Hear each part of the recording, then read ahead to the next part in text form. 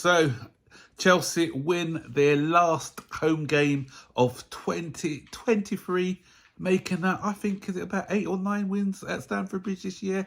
No longer Fortress Stamford Bridge, but hopefully 2024 will be a better year. So welcome to the match review of Chelsea 2, Crystal Palace 1.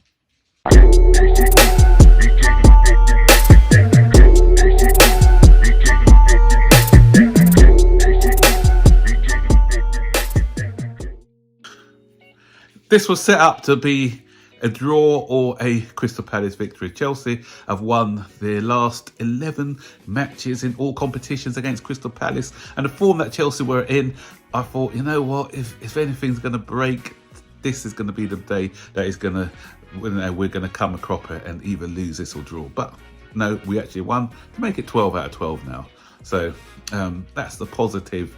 And I thought we played well. I thought especially first half, I thought we played well. Having Nkunku in the side made a big difference. This guy, his link-up play, connecting the midfield with the attack, was a joy to see. The pace of Mudryk was quite good.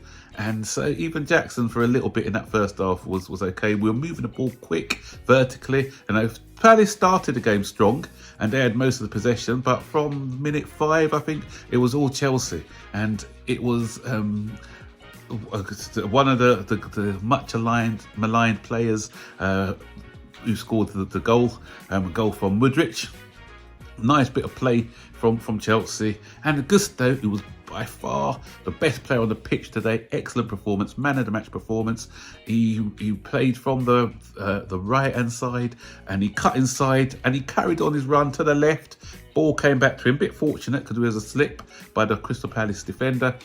Came back to Gusto, great pullback and a nice finish for Mudryk. And that's what I said, Mudryk needs to be in those areas where he can score.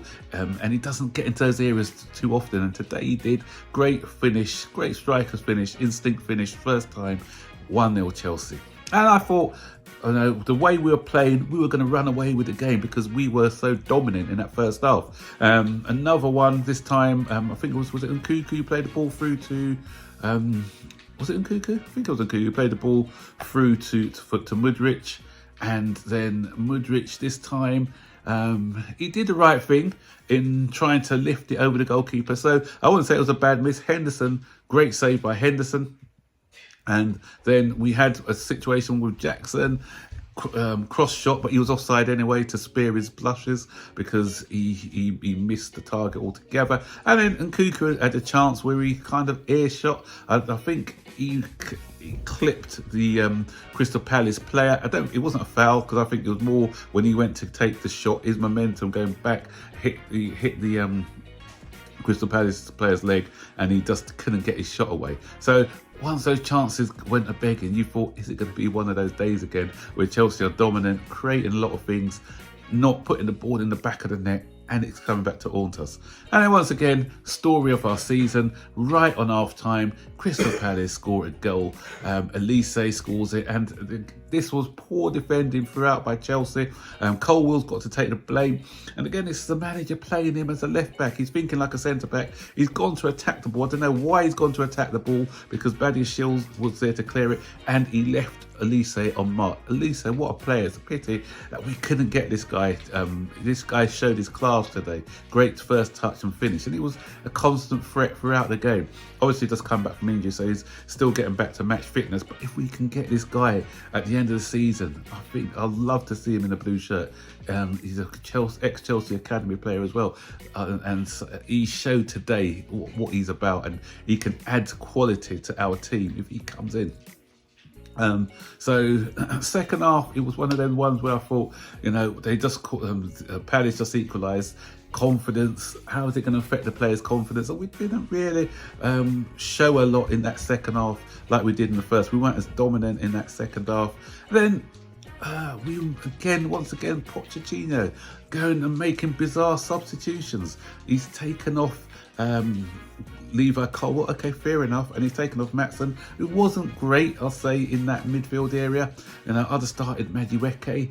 I think he would have given us a different threat, especially the way that the left side was occupied and people were worried about Nkunku.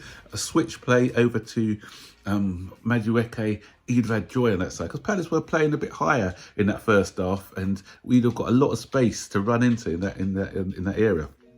But because the Palace got the goal, Palace were playing a lot deeper and playing a lower block and defending their lines. And when the substitutes came, Gusto moved over to the left-hand side, which, you know, you have to be fair to him, he did play well down the left-hand side. But my only issue with that is that he's always looking to get cut back onto his right-hand side, and it spoils that momentum. He's not going to do those overlapping runs and knock the ball in with his left, although that's the assist today was with his left. But I just felt that nullified our attacking threat, and what he should have done, well, okay, it paid off in the end, but for me, I'd have put Maatsen back to left back, kept Gusto at right back, and maybe taken off someone like a Disasi.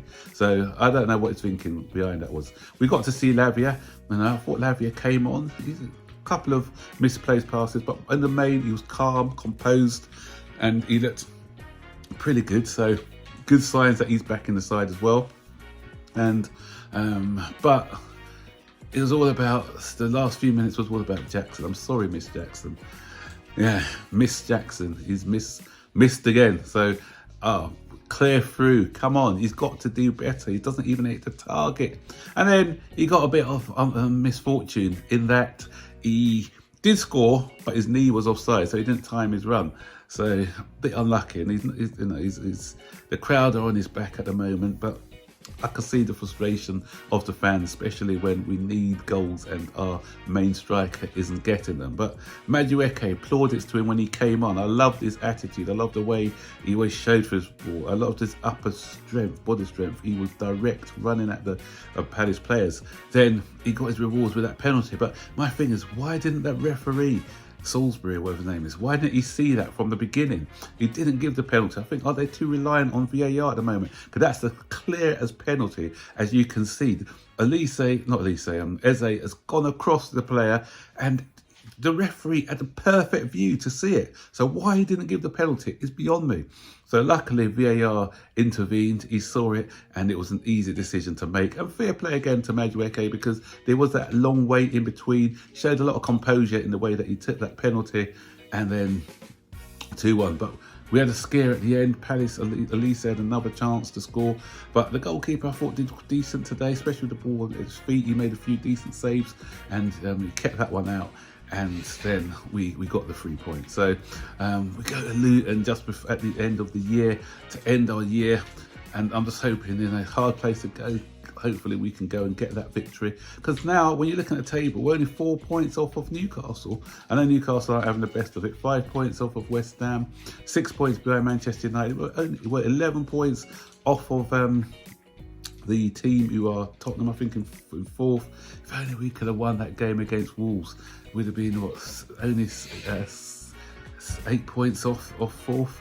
And then you're looking, with all our players coming back, your Nkunku's, your Lavia's, things just may be looking up. But I don't want to say anything until after we've played Luton. We need to build up a bit of momentum, build up a bit of steam, and see what we can do. So if we can build up some confidence and win 3 or 4 games in a row, who knows what could happen towards now and the end of the season. But as I said, I need to see consistency before I start celebrating anything. And so Palace, can we play you every week? Oh, I wish we could play Palace every week.